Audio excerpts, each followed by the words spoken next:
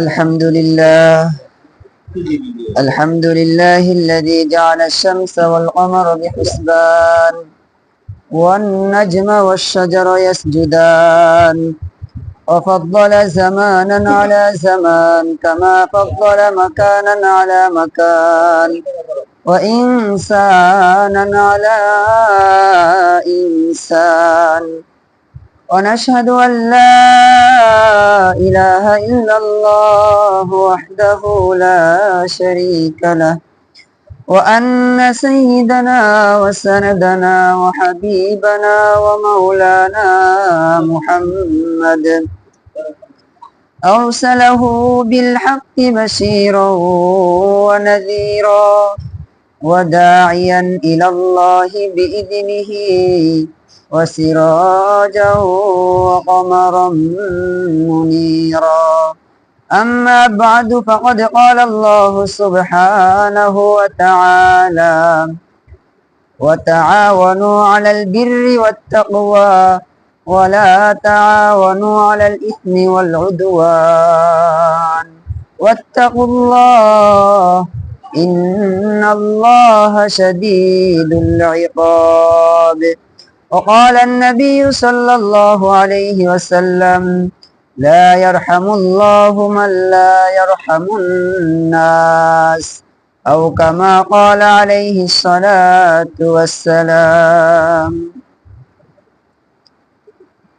صدق الله العظيم উপস্থিত মুহতারাম মুআজ্জাজ সম্মানিত মুসলিম ইকরাম, আল্লাহ সুবহানাহু ওয়া তাআলার কাছে অসংখ্য অগণিত শুকর ও সুজুদ যে মহান আল্লাহ সুবহানাহু ওয়া তাআলা আমাদেরকে বর্তমান সময়ের এই ক্লান্তি লগ্নে, যখন সারা বাংলাদেশে অতিবৃষ্টি, অনাকাঙ্ক্ষিত বন্যা, যখন বাংলাদেশে একটি বৃহৎ একটি অংশ ডুবে যাচ্ছে, অলরেডি ডুবে গিয়েছে, সেই কঠিন মুহূর্তে আল্লাহ সুবহানাহু ওয়া তাআলা আমাদেরকে সুস্থ রেখে, সবল রেখে, তার হুকুম আহকাম মানার জন্য তার ঘরে আসার এবং বসার তৌফিক দান করেছেন। সেজন্য সকলের অন্তরের অন্তঃস্থল স্বীকার করে আলহামদুলিল্লাহ। আজকের যদি আমরা সেই চিত্রগুলো দেখতেছি বিভিন্ন সোশ্যাল মিডিয়া, ফেসবুকে, ইউটিউবে, কত ক্ষতির শিকার আজকে। লক্ষ লক্ষ টাকা তো শুধু শেষ, জায়গা জমি যাদের গরু বাছুরতে শেষ, আপন সন্তানটাকে ছেড়ে দিতে বাধ্য, নিজে থাকতে পারতেছে না, আপন সন্তানটাকে ভাসিয়ে দিচ্ছে। সেই চরম মুহূর্তে আল্লাহ তাআলা আমাদেরকে কোন রকম বিপদ আপদ না দিয়ে সুস্থ রেখেছেন, সেজন্য আবার শুকর আদায় করি আলহামদুলিল্লাহ। সম্মানিত হাজিরিন, যখন যেই মুহূর্ত, তখন সেই মুহূর্তের আলোচনা করাটা হলো শ্রেষ্ঠত্বের বিষয়, উত্তম বিষয়। কারো রোগ হয়েছে, জ্বর আসছে, এখন যদি তার পাতলা পায়খানার এমোডিন দেয়, তাহলে এই ডাক্তার না, এটা ডাকাত, এটা ভুয়া ডাক্তার। যখন যেই রোগীর যে রোগ, যার পেটে ব্যথা, তাকে পেটে ব্যথার ওষুধ দিতে হবে, তাকে জ্বর ওষুধ দিলে কাজ হইব না। যার জ্বর, তাকে জ্বরের ট্যাবলেটটা দিতে হইব, ওই পেটে ব্যথার গ্যাস্ট্রিকের ট্যাবলেট দিলে কাজে হবে না, তাহলে সে দক্ষ ডাক্তার না। তো জাতির এই ক্লান্তি লগ্নে, এই চরম মুহূর্তে, বাংলাদেশের এই বিপর্যয়ের সময়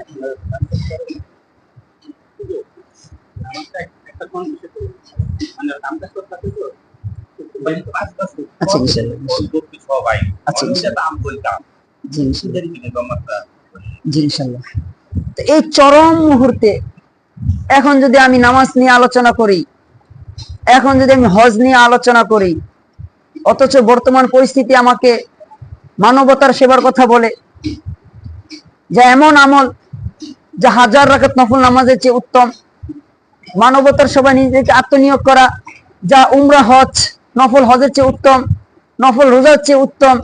এখন যদি আমি সেই নফল নামাজ রোজা নিয়ে আলোচনা করি, সেটা ভালো সুন্দর হলো না, দক্ষ মানুষের কাজ হলো না। এটা সময় আমাকে বাধ্য করতেছে যে এখন মানব প্রেম, মানব সেবা নিয়ে আলোচনা করো। কারণ মানবতা যদি আজকে আমাদের মুসলমান ভাইয়েরা ফেনীতে, নোয়াখালীতে, চট্টগ্রামে, কুমিল্লায় কি অসহায় হয়ে পড়েছে, এখন যদি আমরা তাদের বিষয়ে আলোচনা না করি, তাদের পাশে আমরা না দাঁড়াই, তাহলে মানবতা কোথায় রইল? হতে তো পারতো এই বিপদ, এই কঠিন বিপদ আল্লাহ তাআলা আমাদের শরীয়তপুরবাসীরে দিছে, তখন আমরা কি করতাম? তখন বসে বসে ওই যদি তখন ওই দূরের মানুষগুলো যে যারা বিপদ নেই তারা যদি বসে চকলেট খাইতো, তাহলে আমাদের কেমন লাগতো?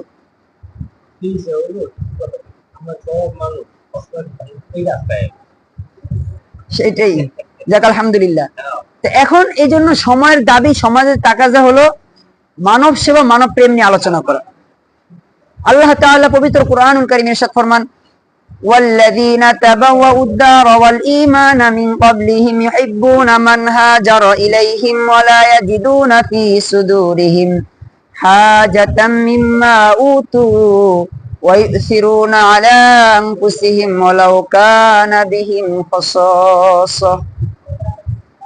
মহান আল্লাহ সুবহানাহু ওয়া তাআলা সাহাবায়ে কেরামের একটি গুণকে উল্লেখ করে পবিত্র কোরআনুল কারীমে সূরা হাশরের 9 নম্বর বড় একটি আয়াতই নাজিল করে দিলেন।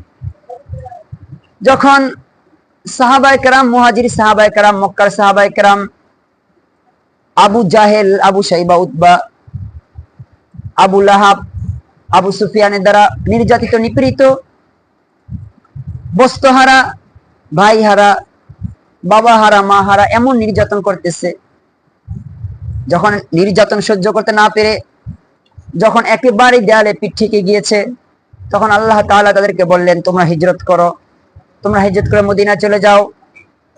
তখন সেই সমস্ত সাহাবায়ে কেরাম নিজেদের বাড়ি ঘর, স্ত্রী, সন্তানাদি, পুত্রদেরকে ছেড়ে মদিনা চলে গিয়েছেন। বহু সাহাবী মক্কা ছেড়ে মদিনা চলে গিয়েছে। এখন এত মানুষ কোথায় যাবেন, কি করবেন? আল্লাহ রাসূল সাল্লাল্লাহু আলাইহি সাল্লাম বললেন, প্রায় 47 জন সাহাবী প্রথম ধাপে বলল যে, রাসূল ঘোষণা করলেন, আমি 47 জন লোক চাই যারা এই 47 জনের দায়িত্বভার গ্রহণ করবে। সাথে সাথে বলার সাথে সাথে 47 জন সাহাবী দাঁড়িয়ে গেছে, ইয়া রাসূলুল্লাহ আমি রাজি আছি আমার এক ভাইকে নিতে। প্রত্যেকজন সাহাবী, আনসার সাহাবী, মদিনার একজন করে মক্কার মুহাজির সাহাবীদেরকে যারা বাড়িঘর রেখে চলে গিয়েছে মদিনায়, তাদের দায়িত্ব নিলেন। শুধু তাই নয়, ঘরের অর্ধেকটা তাদেরকে দিয়ে দিলেন। খাবার যা আছে তাদেরকে মেহমান হিসাবে পর্যাপ্ত খাবার খাওয়াচ্ছেন। ব্যবসা বাণিজ্য অর্ধেক দিয়ে দিয়েছেন। শুধু তাই নয়, ইতিহাস একথা বলে যে সাহাবীর কাছে দুজন স্ত্রী ছিল, এক সাহাবী এক স্ত্রীকে তালাক দিয়ে তার মুহাজির ভাইয়ের কাছে বিবাহের ব্যবস্থা করে দিয়েছেন। পৃথিবীতে এমন নজির দ্বিতীয়টি আর দেখাতে পারবে না। সাহাবায়ে কেরাম নিজের জমি অর্ধেক আরেক ভাইকে দিয়ে দিয়েছে, যারা হিজরত করে চলে আসছে এখানে। যারা বড় বড় ব্যবসায়ী ছিলেন, ব্যবসার অর্ধেকটা দিয়ে দিয়েছেন, যাও তুমি ব্যবসা করে খাও। এ ছিল আমাদের ইতিহাস, এ ছিল সাহাবায়ে কেরামের আত্মত্যাগ।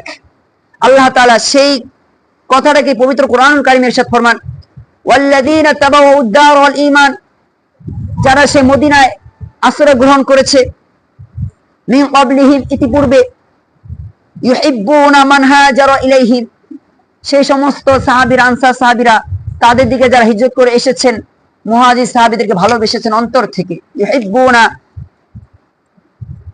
মান হাজারা ইলাইহিম, তারা তাদেরকে ভালোবাসা শুরু করে দিয়েছেন, আপন ভাই ভাবতে শুরু করেছেন, পরিবারের একজন সদস্য হিসেবে তারা গ্রহণ করেছেন। আজকে আমার 4টা সন্তানকে যেমন আমি মনে করি আমার এই একজন আমার পরিবারের সদস্য এবং বিশ্বস্ত, আমার আপন ভাই, যখন আমরা একই ফ্যামিলিতে থাকি তখন যখন ভাবি যে বিশ্বস্ত, ঠিক ওই সাহাবী তার ওই মুহাজির ভাইকে আপন ভাবা শুরু করেছেন। তারাও যে গিয়ে বসে বসে খেয়েছেন এরকম না, তারাও তাদের সে আনসার সাহাবীদেরকে সহযোগিতা করেছেন। যারা কৃষি কাজ করেছেন, সেই মুহাজির সাহাবী বসে বসে মেহমান হিসেবে বসে থাকেননি, তার সাথে অর্ধেক পরিমাণ কাজ করেছেন, আরো বেশি করেছেন। যারা ব্যবসায়ী ছিলেন, তাদের সাথে ব্যবসার সাথে অংশগ্রহণ করেছেন, যাতে করে আমি বসে বসে খাই, এটার জন্য আমার আরেক ভাই কষ্ট না পায়। যে যখন ইনকাম ছিল 500 টাকা, এখন ইনকাম হয় 1000 টাকা, ওই যে ভাই আরেক ভাই জড়ো হয়ে একসাথে কাজ করেন। তো সেটা আল্লাহ তাআলা পবিত্র কোরআন কারীমে বলেন, ওয়ালা ইয়াজিদুনা ফি সুদুরিহিম হাজাতাম মিম্মা উতু, আমি তাদেরকে যেই ধন সম্পদ দান করেছি, তারা সেই ধন সম্পদের ক্ষেত্রে তাদের অন্তর কোনো কষ্ট পেত না যে কিরা আমারটা আমার ভাই খেয়ে ফেলতেছে, আরে আমি কারে ঘরে জায়গা দিছি, এরই আমার অর্ধেক খায়, এরই আমার সাথে অর্ধেক ঘরে জায়গা নিয়ে নিচ্ছে, এরকম কষ্ট পেত না তারা। ওয়ায়ুসিরুনা আলা আনফুসিহিম, শুধু তাই নয়, বরং তারা নিজেদেরকে তাদের উপর প্রাধান্য দিয়েছেন। যে আমি যদি, যেই সাহাবীর ঘরে আরেক সাহাবী ঢুকেছেন, তিনি যদি মাছের মধ্যখান নিতেন, ওই মেহমানকে দিতেন মাছের মাথাটা। যেভাবে তাদের কদর করা দরকার এভাবে কদর করতেছেন বছরকে বছর। আজকে আমরা আপন মেহমান, খালা আসছে বাড়িতে, মা খুশি, বাবা খুশি না, আর মার আত্মীয়। আবার এদিকে ফুপু আসছে, বাবা তো মহা খুশি, আমার বোন আসছে, মা খুশি না। আর এগুলো আমি কষ্ট করুম, এত কষ্ট করে রান্না বান্না করুম, অথচ এই মা কিন্তু আপন বোন যখন আসছিল তখন মহা খুশি, যত রান্না বান্না করা দরকার সব করে ফেলাইতেছে। বাবার দিকে আত্মীয় আসছে, এখন খুশি না। আজকে আমাদের সমাজের হালত। আর যদি একদিনে বেশি 2 দিন থাকে তাহলে তো কথাই নেই, পরের দিন পান্তা ভাত খাইবো, সেদিন আর রান্না করে যাইবো না, এমন একটা হালত। অথচ সাহাবায়ে কেরাম রিদওয়ানুল্লাহি আলাইহিম আজমাইন তারা 6 মাস 7 মাস 1 বছর মেহমান ছিলেন, একটু কষ্ট পাননি। আল্লাহ তাআলা বলতেছে কষ্ট পায় নাই, আল্লাহ চেয়ে পৃথিবীতে আর কেউ ভালো জানে? সে আল্লাহই বলতেছেন তাদের অন্তরে কোনো কষ্ট ছিল না, আরো খুশি। কারণ হাদিসে আসছে মেহমান আসলে আল্লাহ খুশি হয়ে যান, রিজিকে বরকত দান করেন। মুসা আলাইহিস সালাম আল্লাহকে জিজ্ঞাসা করলেন, ইয়া রাব্বাল আলামিন,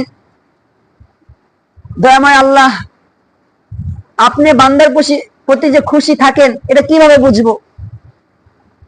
আল্লাহ বলতেছেন, আমি যখন বান্দার প্রতি সন্তুষ্ট থাকি তখন আমি এই বৃষ্টি নাজিল করে দেই, রহমতের বৃষ্টি নাজিল করে, যে পানি দিয়ে ফসলাদি হবে এবং আমার বান্দারা খাবে। এরপরে মুসা আলাইহিস সালাম আবার জিজ্ঞাসা করলেন, ইয়া আল্লাহ, যদি বান্দার প্রতি আপনি আরো বেশি খুশি হয়ে যান তখন তার সাথে কি মুআমালাত করেন, তার সাথে কি আচরণ করেন? আল্লাহ বলতেছেন, আমি সে বান্দার প্রতি মেহমান পাঠাই দিই। সুবহানাল্লাহি ওয়া বিহামদিহি। আল্লাহ বলতেছেন, আমি যখন আমার কোনো বান্দার প্রতি খুশি হয়ে যাই, সন্তুষ্ট হয়ে যাই, তখন সেই বান্দার বাড়িতে কি পাঠাই দেই? মেহমান পাঠাইয়া দেই। কারণ মেহমান আমার ঘরটা খাইতে আসে নাই, মেহমান তার রিজিক নিয়ে আসছে, মেহমান তার রিজিক খাবে। হয়তোবা আমার দ্বারা কাজটা হবে, আমি বাজারে যাব, আমার পকেটে টাকা দিয়ে হয়তোবা গোশতটা কিনবো, মুরগি কিনবো, মাছ কিনবো, কিন্তু এই রিজিক আমার না, এই রিজিক মেহমান নিজে নিয়ে আসছেন, আল্লাহ তাআলা আমার মাধ্যমে ব্যবস্থা করতেছেন। এরপর মুসা আলাইহিস সালাম আবার জিজ্ঞেস করলেন, ইয়া আল্লাহ, আপনি যদি বান্দার প্রতি অত্যন্ত খুশি হয়ে যান তাহলে আপনি বান্দার সাথে কি মুআমালাত করেন, তার সাথে কি আচরণ করেন? আল্লাহ রাব্বুল আলামিন বলেন, আমি তাকে কন্যা সন্তান দান করি। সুবহানাল্লাহি ওয়া বিহামদিহি, সুবহানাল্লাহি ওয়া বিহামদিহি। আজকে তো আমরা মেয়ে হইলে মহা চেহারাটা খুশির জায়গায় মহা কালো হয়ে যায়, অত্যন্ত কালো হয়ে যায়। কালো যে হয় এটা আমার কথা না, আল্লাহ তাআলা নিজেই বলছে, তাদের চেহারা একেবারে নিকুশ কালো হয়ে যায়। অথচ আল্লাহ বলতেছেন, আমি যখন আমার বান্দার প্রতি সন্তুষ্ট থাকি তখন আমি তাকে কন্যা সন্তান দান করি। আমরা দেখেছি কন্যা সন্তান আল্লাহ তাআলা যাদেরকে দান করেন তাদের রিজিকে কত বরকত হয়, এটা কল্পনা করা যায় না। কারণ আল্লাহ তো তার প্রতি সন্তুষ্ট হয়ে তাকে কন্যা সন্তান দান করেছেন। যেটা বলতেছিলাম, মেহমান, আজকে আমাদের সমাজে মেহমান আসলে আমরা একেবারেই নারাজ, যে খুশি হওয়ার কথা ছিল।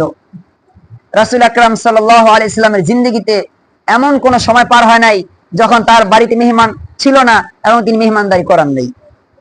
অথচ তার ঘরে এমনও পার হয়েছে 3 মাস আগুন জ্বলে না চুলায়। সে প্রিয় রাসূল সাল্লাল্লাহু আলাইহি সাল্লামের জিন্দেগিতে খুঁজতে দেখা যায় তার চেয়ে মেহমানদারি পৃথিবীতে কেউ করে নাই। আল্লাহ তাআলা আমাদেরকে এগুলো বুঝার তৌফিক দান করুক। এরপর আল্লাহ সুবহানাহু ওয়া তাআলা বলেন, ওয়ালাউ কানা বিহিম খাসাসা, সেই সাহাবীদের যারা আনসার সাহাবী, যে মুহাজির সাহাবীদেরকে আশ্রয় দিয়েছিলেন, তাদের প্রয়োজন থাকা সত্ত্বেও, তার টাকার প্রয়োজন থাকা সত্ত্বেও, খাবারের প্রয়োজন থাকা সত্ত্বেও নিজে না খেয়ে, নিজে না পড়ে সেই সাহাবীদেরকে পড়িয়েছেন, খাইয়েছেন। ومن يوق شح نفسه فأولئك هم المفلحون। আল্লাহ তাআলা বলেন এই যে তাদের যে একটা কৃপণতা ছিল, সেই কৃপণতাকে দূর করছে যারাই দূর করেছে, ফাউলাইকা হুমুল মুফলিহুন, তারাই সফলকাম, তারাই সফলকাম। আজকে আমরা যারা মুসলমান, নিজেদেরকে মুসলমান বলে দাবি করি, তারা ভাবি হয়তোবা নামাজটাই ইসলামের কাজ, তারা আমরা ভাবি রমজান মাসে রোজা রাখাটা ইসলামের কাজ, তা আমরা মনে করি যাকাত তো অনেকে দেয় না, 2-4-5 টাকা সদকা করলে ভাবি এটা ইসলামের কাজ, অথচ এইটা হলো ইসলামের একটা অংশ। মানব সেবা, মানব প্রেম, মানুষের পাশে দাঁড়ানো, অসহায়ের সময় তাদের পাশে দাঁড়ানো, এটাই হলো ইসলাম। ইসলাম আমাদেরকে এটাই শেখায়। যখন মুহাজির সাহাবায়ে কেরাম হিজরত করে মদিনা চলে গিয়েছেন, সাহাবায়ে কেরাম রিদওয়ানুল্লাহি আলাইহিম আজমাইন তারা দৃষ্টান্ত রেখে গেছেন যে মানুষ বিপদে পড়লে কি করতে হবে তোমাকে। আল্লাহ তাআলা আমাদেরকে ইসলাম বুঝে ইসলামের উপর আমল করবার তৌফিক দান করুক। আমরা সবাই মুমিন হতে চাই, চাই না? কারা চাই না যে মুমিন হতে? কারা চাই না জান্নাতে যেতে? সবাই আমরা জান্নাতে যেতে চাই। আল্লাহ তাআলা পবিত্র কোরআনুল কারীমে তার জান্নাত, কারা জান্নাতে যাবে, কারা তার প্রিয় বান্দা, তাদের গুণ উল্লেখ করে আল্লাহ বলেন ওয়ায়ুতঈমুনা আত-তাআমা আলা হুব্বিহি মিসকিনাও ওয়া ইয়াতীমাও ওয়া আসীরা। আল্লাহ তাআলা মুমিন বান্দাদের, যাদেরকে আল্লাহ জান্নাত দান করবেন, যাদেরকে আল্লাহ ভালোবাসেন, মুহাব্বত করেন, সেই সমস্ত মানুষের গুণ উল্লেখ করে বলেন যে তাদের গুণ হলো তারা খাবারের প্রতি ভালোবাসা থাকা সত্ত্বেও লোকদেরকে খাবার খাওয়ায়। জানে আজকে 5,000 টাকা খরচ করলে আমার পকেট থেকে 5,000 টাকা কমে যাবে বাহ্যিক ভাবে, কিন্তু এতদূর সত্ত্বেও তারা মানুষকে খাওয়াতে কুণ্ঠাবোধ করে না, কৃপণতা করে না। ওয়ায়ুতঈমুনা আত-তাআমা আলা হুব্বিহি, ভালোবাসা থাকা সত্ত্বেও মন চায় না, তবে আল্লাহ তাআলা সন্তুষ্টির জন্য তারা মানুষদেরকে খাওয়াতে থাকে। মিসকিনান, মিসকিনকে খাওয়ায়, ওয়া ইয়াতীমা, এতিমদেরকে খাওয়ায়, ওয়া আসীরা, যারা বন্দী হয়ে গিয়েছে তাদেরকে খাওয়ায়। আর বলে ইন্নামা নুতঈমুকুম লিওয়াজহিল্লাহ, আর বলে আমরা তোমাদেরকে খাওয়াইতেছি আল্লাহ তাআলা সন্তুষ্টির জন্য, দুনিয়ার কোনো বদলা চাই না। লা নুরিদু মিনকুম জাযাআন ওয়ালা শুকুরা, তোমাদের কাছে কোনো প্রতিদান চাই না, কোনো কৃতজ্ঞতা চাই না, আমরা তোমাদেরকে খাওয়াইতেছি আল্লাহ তাআলা সন্তুষ্টির জন্য, এর প্রতিদান আমরা আল্লাহর কাছে চাই।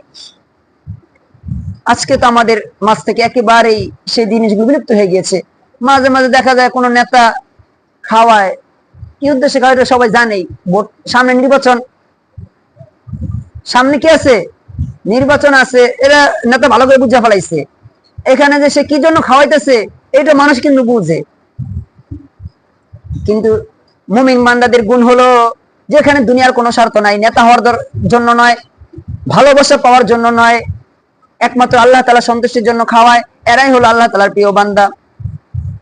এরপর আল্লাহ তাআলা শুধু তাই নয়, কোরআনে আরেক জায়গায় বলেন, সূরা বালাদে বলেন আমরা তো সবাই জান্নাতে যেতে চাই, চাই কিনা? আল্লাহ বলতেছেন জান্নাতে যে যাবা, জান্নাতে দরজা প্রবেশের যেই গেট থাকবে, সেই গেটটার কিভাবে গেটটা পাওয়া যাবে, ঘাটিটা কিভাবে পাওয়া যাবে? আল্লাহ তাআলা বলেন আও ইতআমুন ফি ইয়াউমিন যী মাসগাবা, কঠিন সময়ে, মানুষের বিপদের সময় যারা মানুষদেরকে খাওয়ায়, তাদের জন্য জান্নাতের গেটগুলো খোলা থাকবে। ইয়াতীমান যা মাকরাবা আও মিসকিনান যা মাতরাবা, ওই লোকদেরকে খাওয়ায় যারা সর্বহারা হয়ে গিয়েছে, বন্যায় একেবারে বাড়িঘর সব শেষ হয়ে গিয়েছে, কিছু নাই, এমন মানুষদেরকে যারা খাওয়ায়, আল্লাহ বলতেছেন জান্নাতের ঘাটে আমি তাদের জন্য তৈরি করে রাখছি। সুবহানাল্লাহি বিহামদিহি, সুবহানাল্লাহি বিহামদিহি। আমরা তো নামাজ পড়ি, রোজা রাখি, যাই করি, আমাদের মাকসাদ একটা, সেটা কি আমরা জান্নাত পেতে চাই নাকি? এছাড়া আমার মনে হয় না কেউ নামাজ পড়তে আসে, যেমন আমি আসি না। আমি আল্লাহ তাআলা জান্নাতে যাওয়ার জন্য নামাজ পড়ি, আমারটা আমি বলতেছি, কারণ আল্লাহ তাআলা কোরআনে বলেন লিমিসলি হাযা ফালিয়ামালিল আমিলুন, এই জান্নাতকে পাওয়ার জন্য তোমরা নামাজ পড়ো, এই জান্নাতকে পাওয়ার জন্য তোমরা রোজা রাখো, এই জান্নাতটাকে পাওয়ার জন্য তোমরা আল্লাহকে ভয় করো। আমরা আল্লাহকে সে জান্নাত পাওয়ার জন্য, আল্লাহ তাআলা সন্তুষ্টির জন্য আল্লাহকে ভয় করি, নামাজ পড়ি, রোজা রাখি। তার মানে মুমিনের গন্তব্য হলো জান্নাত। মুমিনের জীবনের সমস্ত কেন্দ্রবিন্দু হলো জান্নাতকে কেন্দ্র করে, যে আমি এমন কোন কাজ করব না যা জান্নাতের প্রতিবন্ধক হয়, আমি এমন কোন কাজে যাব না যা জান্নাতকে বাধাগ্রস্ত করবে, আমি এমন কাজ করব, এমন আমল করব যা আমাকে জান্নাতের দিকে এগিয়ে নিয়ে যাবে। তো সেই সমস্ত কাজের মধ্যে যে সমস্ত আমালে সালিহা, নেক কাজ আমাকে আপনাকে জান্নাতের দিকে নিয়ে যাবে, এর মধ্যে অন্যতম একটি আমরা কয়েকটি আয়াতে পেলাম, খাবারের ব্যবস্থা করা লোকদের জন্য, অসহায় মানুষকে খাওয়ানো, এতিম মিসকিনদেরকে খাওয়ানো, তাহলে আল্লাহ তাআলা আমাদের জন্য জান্নাতকে সহজ করে দিবেন। শুধু তাই নয়, আল্লাহ তাআলা পবিত্র কোরআনুল কারীমে বলেন, ওয়া তাআওয়ানু আলাল বিররি ওয়াত তাকওয়া ওয়া লা তাআওয়ানু আলাল ইসমি ওয়াল উদওয়ান।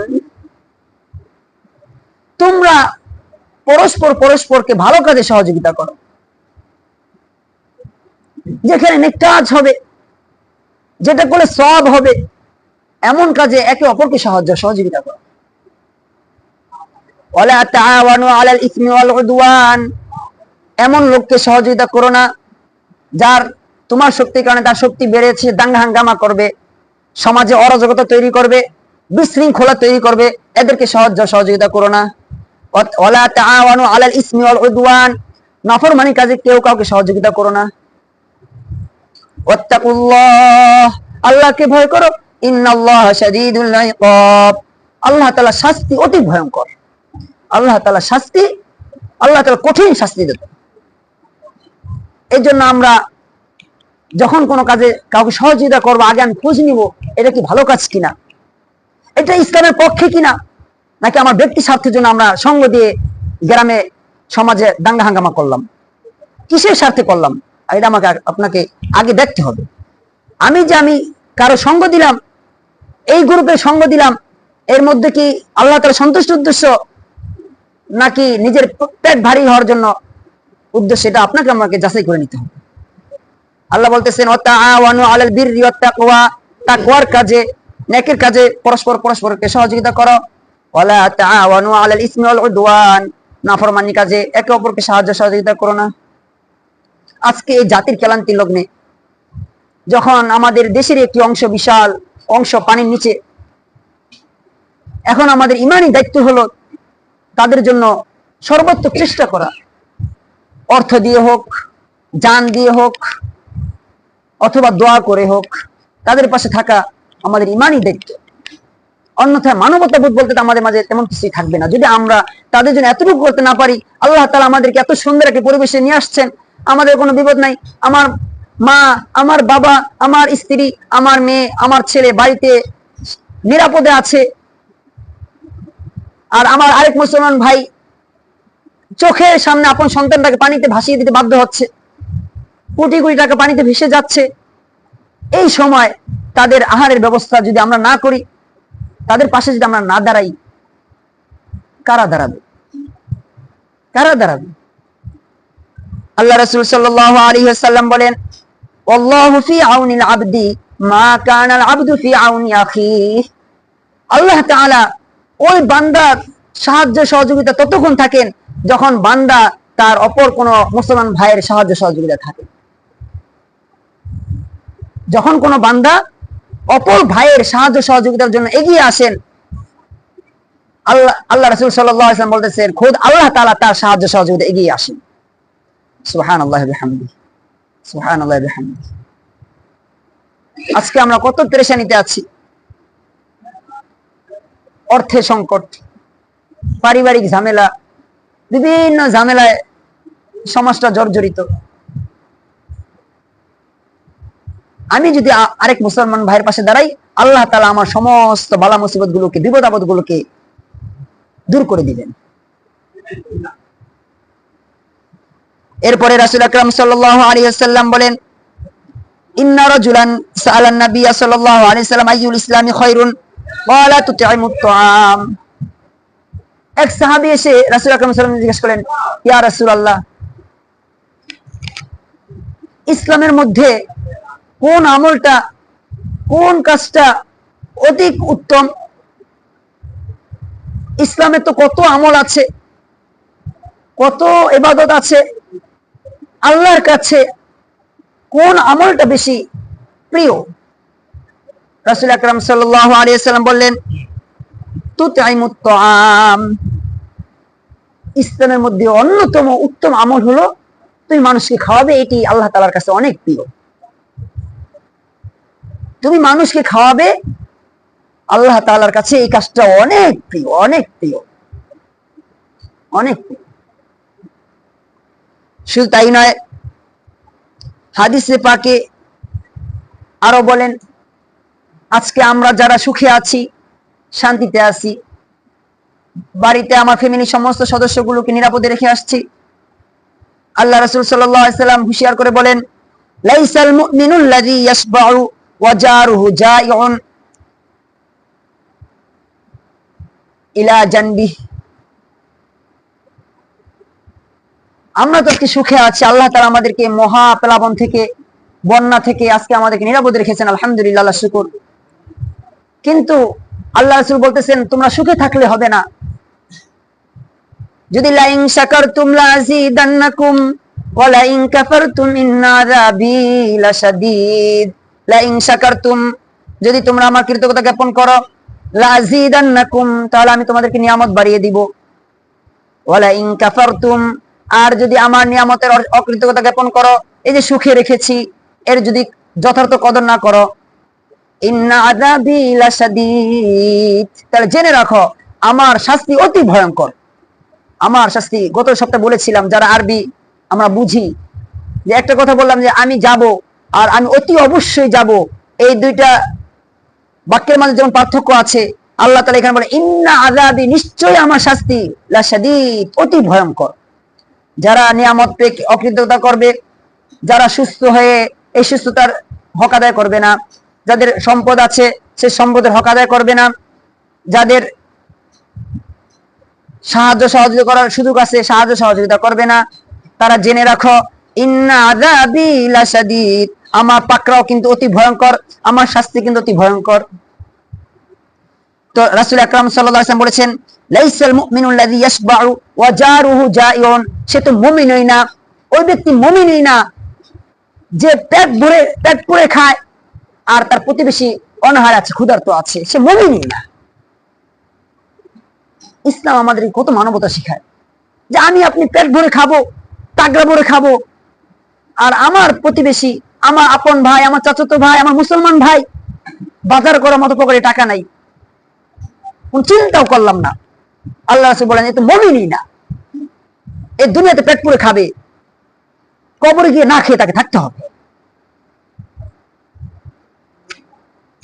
লাইসাল মুমিনুল লাযী ইয়াশবাউ ওয়া জারুহু জাইউন, সে মুমিনই না যে পেট পুরে খায়, পেট ভরে খায়, পরিবার ফ্যামিলি নিয়ে আরামে দিন পার করে, যেখানে 100 টাকা খরচ করলে হতো সেখানে 200 টাকা খরচ করে, কিন্তু তার প্রতিবেশী অনাহারে আছে, না খেয়ে আছে, ঘরের আগুনটাও জ্বলে না। আমরা তো সবাই মুমিন হতে চাই, আছে এমন কেউ আমরা মুমিন হতে চাই না? সবাই আমরা মুমিন হতে চাই, কিন্তু মুমিন হওয়ার কি পন্থা, কি মাধ্যম, এগুলো আমাদেরকে আপনাকে বের করতে হবে। মানবতা আমাদেরকে, ইসলাম আমাদের মানবতা শিখায়, কোথায় আমাদের কি করতে হবে। নামাজ, রোজা, হজ, যাকাত, বারবার একই কথা বলি, এটা শুধু ইসলাম না, এটা ইসলামের একটি অংশ। নামাজ পড়তে হবে, বড় একটি অংশ, রোজা রাখতে হবে, যাকাত দিতে হবে, হজ করতে হবে, একটি একটি অংশ। এইটাই ইসলাম, এটাই পূর্ণাঙ্গ ইসলাম, এটা না। পূর্ণাঙ্গ ইসলামের মধ্যে এটা আছে। আল্লাহ রাসূল বলেছেন, লা ইউমিনু আহাদুকুম হাত্তা ইউহিব্বা লিআখিহি মা ইউহিব্বু লিনাফসিহি, ওই ব্যক্তি ততক্ষণ মুমিন হতে পারবে না, মুসলমান হতে পারবে না, যতক্ষণ না সে নিজের জন্য যে জিনিসটা ভালোবাসে অপর মুসলমানের জন্য সে জিনিসটা ভালোবাসে। আমি চাই 10 তলায় থাকতে, আর আমার প্রতিবেশী ও গাছতলায় থাকুক, এটি বালা, তাহলে আমি মুমিন হতে পারি নাই। আমি যেমন 10 তলায় আছি, আমার ফিকির করতে হবে, চিন্তা করতে হবে, আমার প্রতিবেশী, আমার ভাই, আমার মুসলমান ভাই, আমার আপন ভাই, তারা কিভাবে 10 তলায় উঠতে পারে, এই নিয়তে ফিকির থাকতে হবে, তাহলে আমি আপনি মুমিন হতে পারবো। কিন্তু আমি আপনি 10 তলায় আর আমার মুসলমান ভাইরা গাছতলায়, আমি আপনি প্রকৃত মুমিন হতে পারবো না। আল্লাহ রাসূল বলেছেন, লা ইউমিনু আহাদুকুম হাত্তা ইউহিব্বা লিআখিহি মা ইউহিব্বু লিনাফসিহি, যতক্ষণ না সে তার মুমিন ভাইয়ের জন্য ওই জিনিস ভালোবাসে যা নিজের জন্য ভালোবাসে, ততক্ষণ সে মুমিনই হতে পারবে না।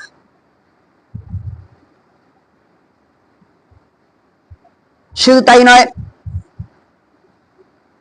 রাসূল আকরাম সাল্লাল্লাহু আলাইহি সাল্লামের কাছে বিভিন্ন সময় বিভিন্ন সাহাবী আসতেন, এসে জিজ্ঞাসা করতেন, ইয়া রাসূলুল্লাহ, আমি এখন কোন কাজটা করতে পারি, কোন আমল করলে আল্লাহ আমার প্রতি সন্তুষ্ট হয়ে যাবেন?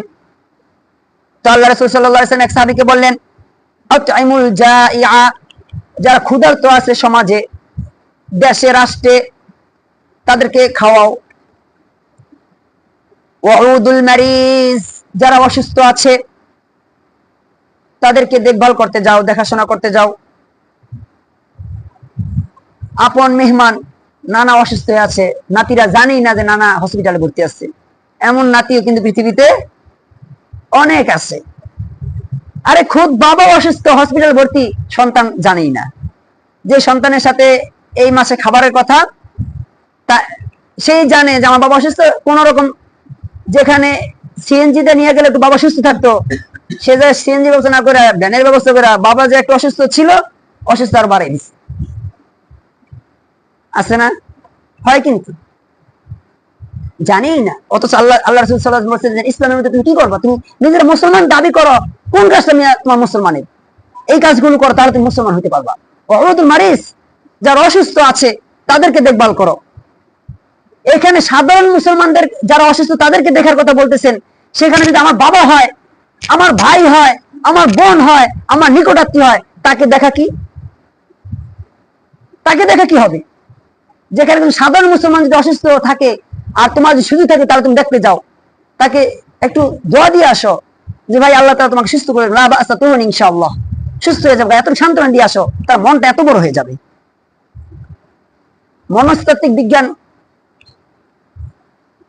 বিজ্ঞানীরা বলে, যখন একজন অসুস্থ ব্যক্তি অসুস্থ হয় এবং আশেপাশের লোক যদি তাকে সান্ত্বনা না দিয়ে ভয় দেখায়, তাহলে ওই মানুষটা পুরোদর অসুস্থ হয়ে যায়। আর একজন 100% রোগী,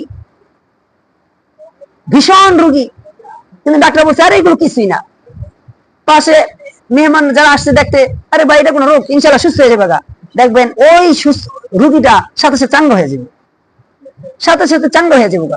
সে যে এত বড় রোগী তার মনেই হবে না। আর আজকে আমাদের সমাজে বড় বড় রোগীরা হসপিটালে পড়ে থাকলে আমরা না যাওয়ার কারণে সে ভাবে যে আমি হয়তো বা শেষ, আমার পাশে কেউ নাই। এই যে মানুষের মনস্তাত্ত্বিক একটি বিষয়, দুশ্চিন্তা, দুর্ভাবনা, তাকে আরো বহু বিপদে ফেলে দিয়েছে। এই জন্য আমাদের উচিত ওয়াউদুল মারিজ, অসুস্থ ব্যক্তিকে দেখতে যাওয়া। এরপরে আসছে ওয়াফুকুল আনি, যদি কেউ অন্যায় ভাবে বন্দী হয়ে থাকে তাহলে তাকে ছাড়িয়ে আনো। আজকে আমার ক্ষমতা আছে, পাওয়ার আছে, আমার গ্রামের একজনকে পুলিশে অন্যায় ভাবে ধরে নিয়ে গেছে, ওই ইয়াবাখোর, ফেন্সিডিল খোর, মাদক খোর কেনা আসেন, অনেক সময় বেড়ায় অন্যায় করে নাই, কিন্তু অন্যায়ের পাশ যাইতেছে, কট খেয়ে গেছে, এমন হয় না? তো বলতেছে এমন যদি হয় তাহলে তাকে ছাড়িয়ে আনো।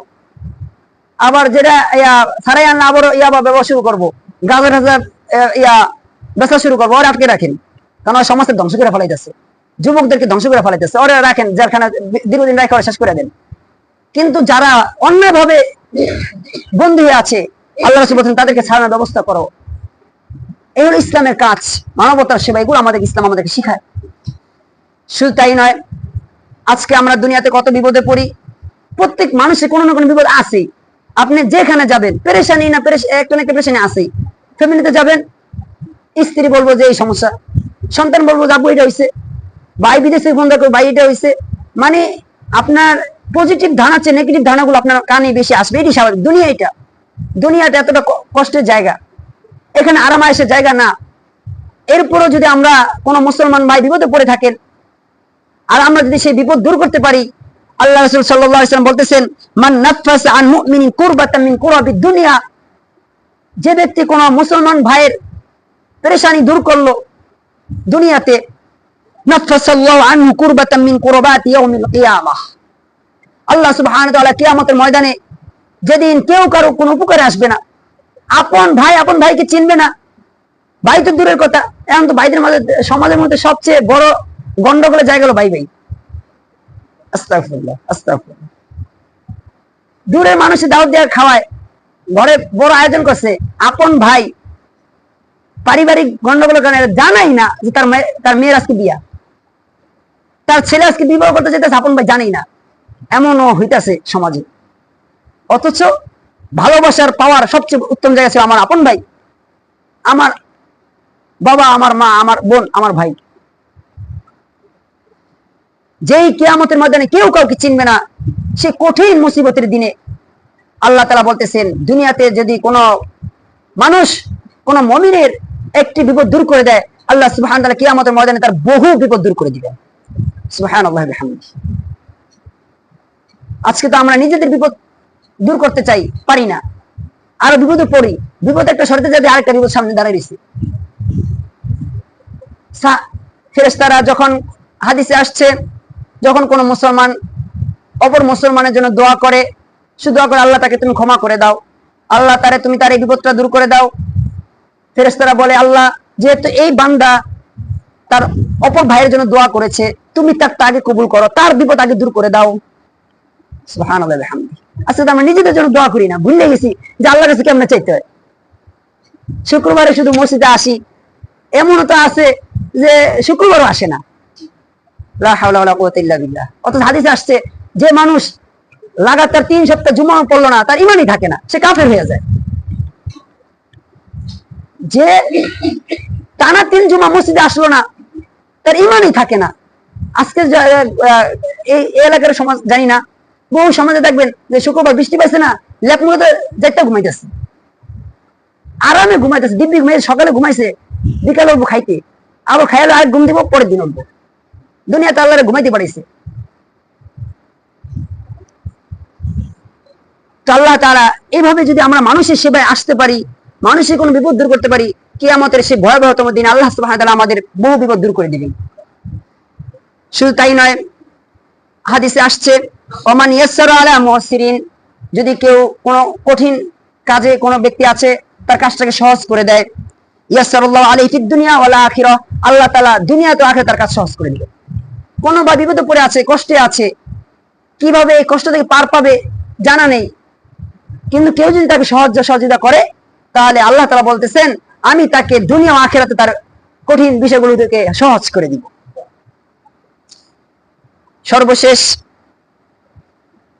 আল্লাহ রাসূল সাল্লাল্লাহু আলাইহি সাল্লাম বলেন, মা মিন মুসলিমিন কাসা মুসলিমান সাওবান, যদি কোনো মুসলমান তার অপর মুসলমান ভাইকে একটি কাপড় পরিধান করায়, যার কাপড় নাই কাপড় ব্যবস্থা করে দিয়েছে, ইল্লা কানা ফি হিফজি মিনাল্লাহি মা দামা আলাইহি মিনহু খিরকাহ, ওই ভাইয়ের গায়ে যতদিন সেই পোশাকটা থাকবে, আমার দেয়া পোশাক, আপনার দেয়া পোশাক, আমার মুসলমান ভাইয়ের গায়ে যতদিন থাকবে, এক টুকরো যতদিন থাকবে, আল্লাহ রাসূল বলতেছেন, ওই ব্যক্তি ততদিন আল্লাহর জিম্মায় থাকবে।